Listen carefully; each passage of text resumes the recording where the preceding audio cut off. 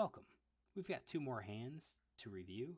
Both of these hands have me calling a pre-flop raise pre-flop. So in this first hand, we are playing at a 50 NL table. I have Ace Jack offsuit on the button, and the low jack opens for 3 big blinds. Now, what is he opening with? I have 37 hands on him. He's 16-14, so 16% VPIP, 14% pre-flop raise. If we look at our positional stats on this player, you can see that he might be positionally aware. He's definitely raising more on the button than he is in middle position, but still with the raise first in, it's about 17% here. Again, it's out of 6 hands. He's opened one time from middle position. So let's see what we can do with his range. So if I raise this up to 17%, this is our range. I'm going to say maybe he doesn't do queen 10. Maybe he actually adds in some of the suited connectors in its place. And maybe even not jack 10 offsuit. So, if he doesn't open up jack 10 offsuit, maybe he adds 8-7, maybe 7-6 and 6-5. Ace 9, we'll leave it in since he's raising first in. And that's 17%. Where do we stand? We're gonna be behind his range, but we're not gonna be behind by much. So this one's 50-50. Adding in these lower suited connectors kind of gives us a little bit of an edge, but when you look at the overall strength of his hand, he does have a lot of broadways, a lot of suitedness up here, as well as all of the pocket pairs. So I just call here. I kind of think I should have raised, and by raising I would probably fold out a lot of the pocket pairs, possibly suited connectors, and some of these weaker Broadway hands. It probably would have been a auto profit spot when you look at how many hands he'd actually continue with versus opening.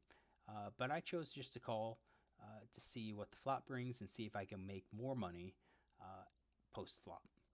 Both of the blinds fold and the flop comes down queen 7-7. So really the queens are going to hit his hand. It can also hit us, our calling range, but the sevens probably not. When we look at the sevens, he's only going to hit pocket sevens and the 8-7 suited. That's about it. So there's one combo there. There's 2 combos of the 8-7 suited. Not many combos are going to hit this 3 of a kind. Now, what does he do on this flop? He checks to us. Now, what hands are going to check? I think a lot of hands are going to check, especially at the 50 NL level. So at the 50 NL level, I think these players are a little bit more aware that they're out of position, and they're not going to want to build a big pot. So when they check, I think they're going to check quads, full house, 3 of kinds. Of course, they're here. If they hit these top 3 hands, they've hit the board hard. There's really not a whole lot that I can hit, especially on this rainbow flop. What about an overpair?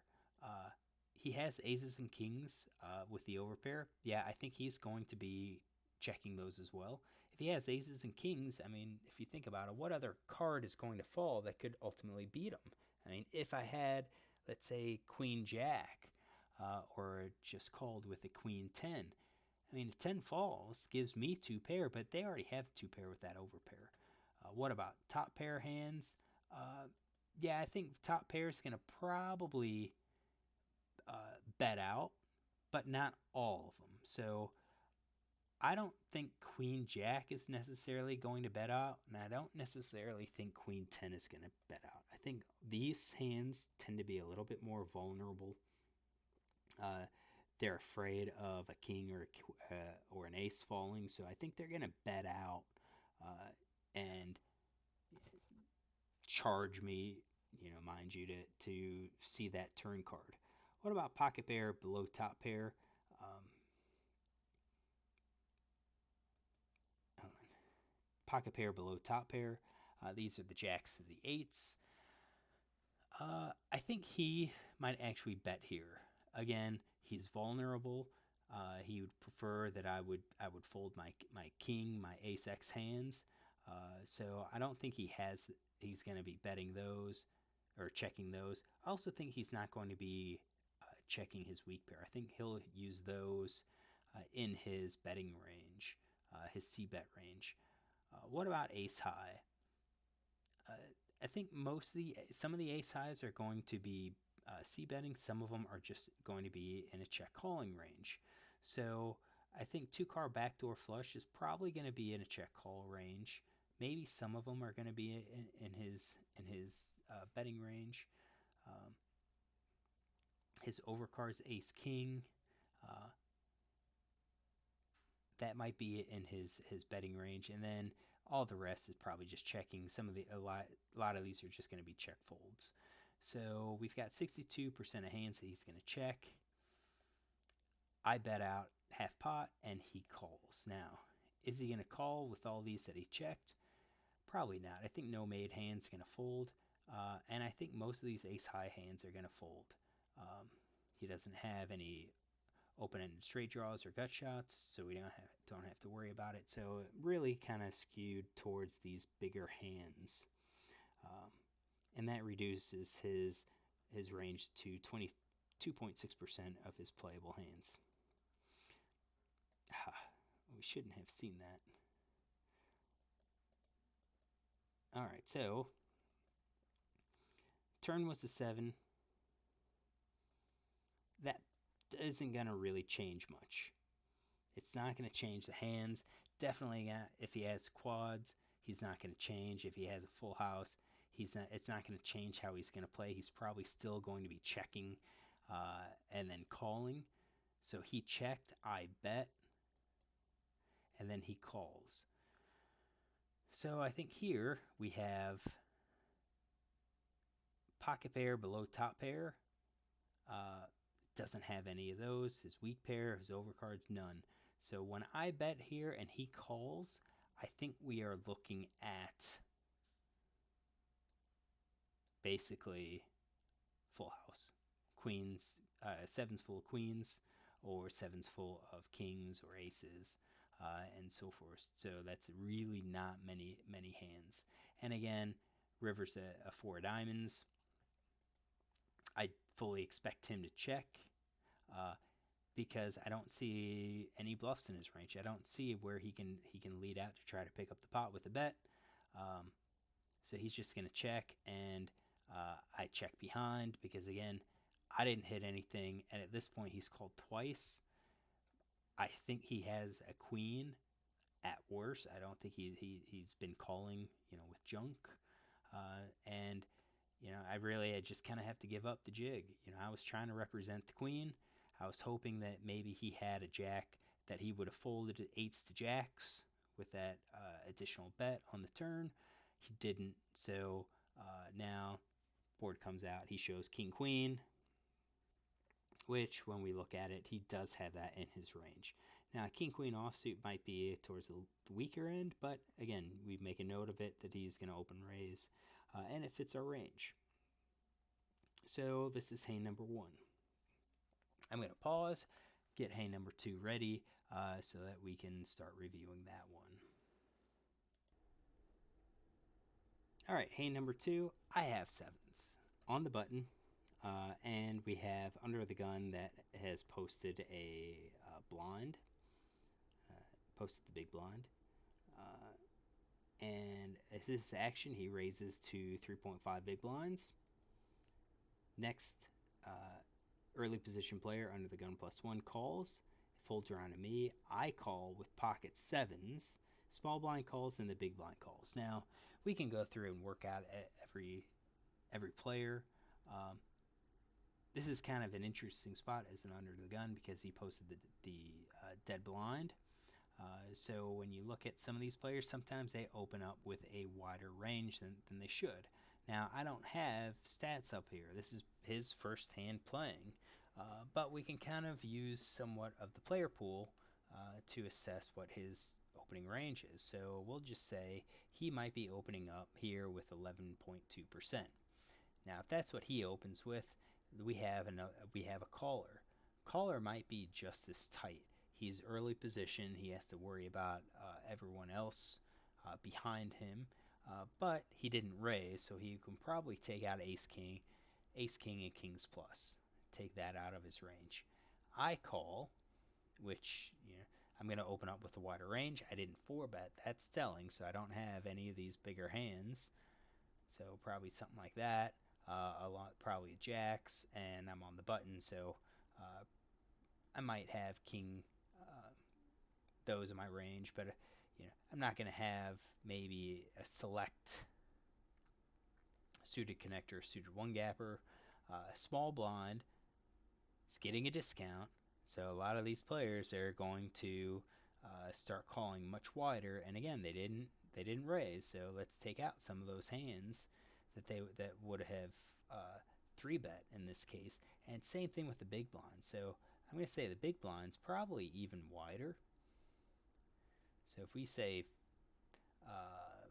50%, we'll add these other kings. We'll leave those out. So we're at 48% once we have the hands, the big hands taken out. We'll say this is our big blind, and that's who we're going to focus on because he's going to be the player that we go up against. And that's pretty decent. I mean, you look at it, 37 hands. He's put money in 51% of the pot of the time to see the flop. And big blind, you can see it's 25%. He's pretty wide. He's going to be pretty wide here, and he's going to be passive. So maybe even we can add in jacks and queens into his range, and probably also the ace queen. We'll wait to let's say 75%. The ace kings. So 75% of the time, you'll have ace king in there. The other 25% of the time, he would have gone ahead and raised big time.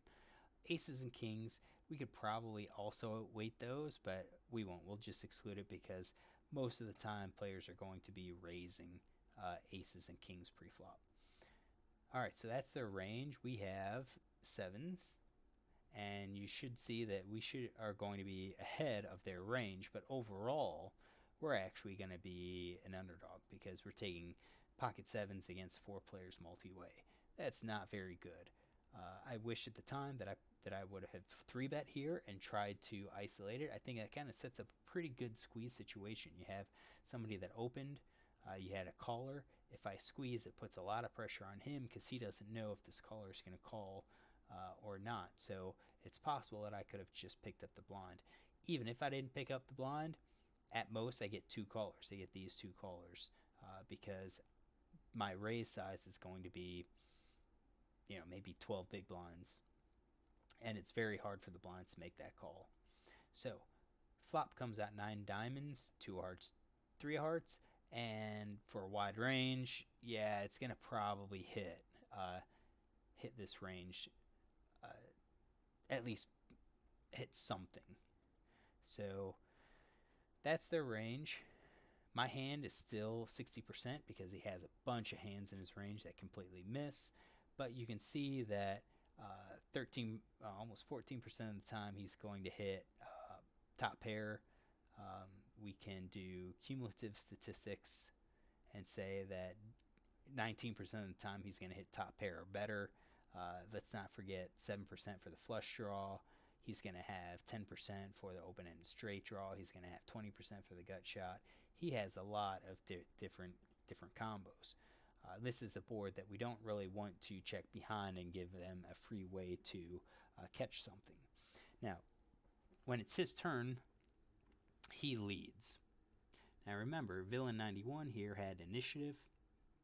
Villain 90 donked. And the question is, what is he going to donk with? Well, this is kind of interesting because he's 51% VPIP, but only 8% pre-flop raise, and he has a 5%, 4.5% 3-bet. So I expect this guy to be loose passive, and yet he bet. So what is he going to donk with?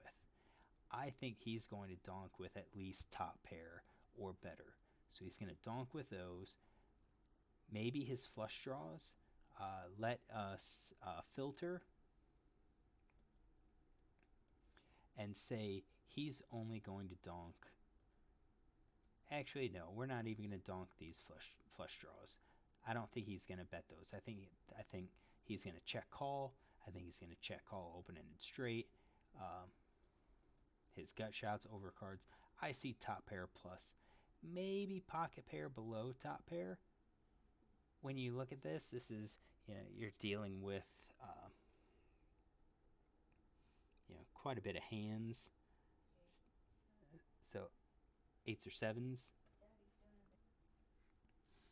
Yeah, so pocket pairs, 8s to 4s, middle pairs. I don't think he's aggressive enough to bet these pocket pair below top pairs. I don't think he's aggressive enough to bet the middle or the weak pairs. So what about flush draws and pairs? Well, yeah, we'll include all of those. Those are the 9s with the heart draw. What about flush draw with overcards? Again, based on his stats, I don't think he's betting some of these draws. So overall, he's betting basically 19% of his hands as a donk bet. It's folded to me, and I raise to 30. Now, this seems strange based on his range, because at this point I've got 8%. But what I'm thinking about is I don't think he's going to be betting these heart draws. So if I raise now, I might be able to get him possibly to fold top pair, unlikely. But if he calls and a heart comes, I think he's going to check fold completely. Whereas if I just call and a heart comes and he bets, he might just call just to see do I have it or not. So I raised it. He calls. He just calls. So I think by just calling, I'm going to take a set out and I'm going to take a 2 pair out. I think. Actually, no. I leave the set in. 2 pair, over pair, top pair. I think I'm going to leave all of those in. At least for one time, along with flush draw plus the pair combos. So now 8 of heart comes, and that looks just absolutely great for my hand, for my plan anyways. So yeah, it's not going to change much. I'm still at 3.6 against his range, but I was making that range to kind of give the impression that I was drawing to the heart flush. So he checks to me, which I think he's going to do with this entire range. I bet, and he calls. But if I bet, what do I think he's going to do? I think when I bet, he's going to fold basically all his top pair. Actually, we'll actually say he's going to fold everything except the ace-9. Because some players will say, well, I've got the 9 with the ace kicker. The overpair, I think he's going to call.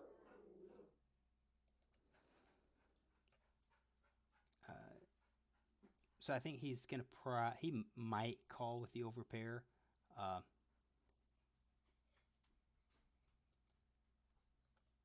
And a lot of these guys, they get sticky with the overpair. And we look at it and we still have a lot of money left. So definitely he's calling straight flush. He's calling with the flush. He's calling with the straight. I think the sets just call 2 pair calls. Nut flush is going to call. I don't think second nut flush or the open-end straight draws is going to call.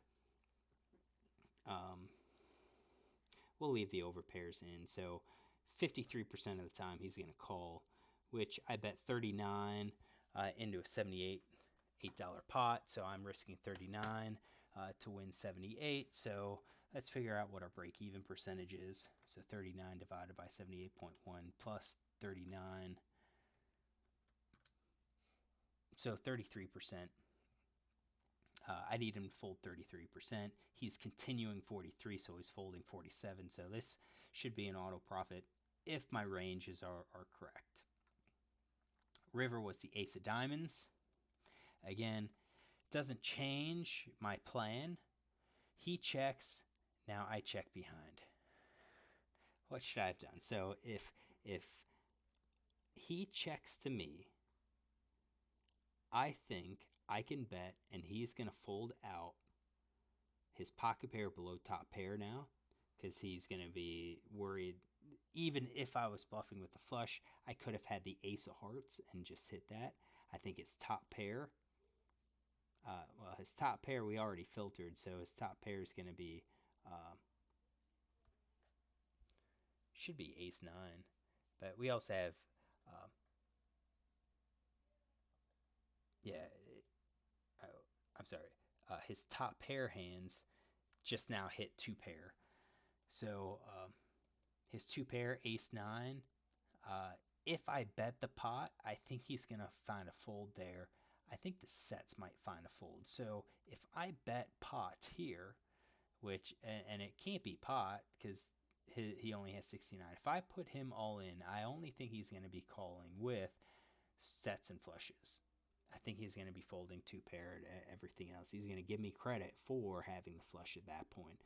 I check raise, I bet the turn, I fire, not check raise, I raise the flop, I bet the turn, I fire again on the river. I think he would fold. And that means he's continuing 28, so he's going to be folding 73% of the time. I have missed a bet. Now, what does he have? Queen 9. So that actually wasn't in his range. And it wasn't in his range because we took him out. We said on the turn, we thought he would fold out most of his top pair. So let's check this out. Let's remove that filter part and say, okay, well, he called with the queen 9. So if he called with queen 9 offsuit, he's probably also calling with all queen 9. So he's calling 100%. And then once he hits that ace of diamonds, if I bet again, if we read him as folding all of his hands let below a set, then he's folding 86% of the time. If he's calling 2 pair, he's folding 66% of the time. If he's going to call with top pair, which would be the ace, he doesn't have that, or I don't have him having that. It's really that pocket pair below top pair, so that's the 9. It's at 52%, which I think, again, because if I put him all in, I'm risking 69%, or I'm sorry, 69.3 big blinds to win 69.3 plus 156.1.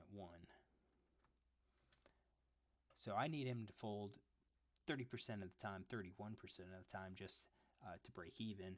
And I do kind of think he's going to be over folding unless he is just very, very sticky.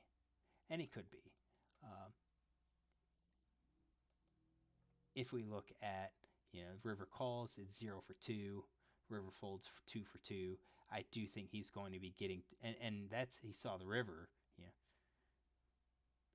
67% of the time, and then he called a bet, 0 out of 2. He might be a player that would have folded. So I hope you find this useful. We can't always be perfect, but we learn from it. Just kind of make a note with this, how loose he is. Maybe he is going to call all top pair, at least for one bet, in the face of a flush draw. I could have easily had a king 9 or an ace 9.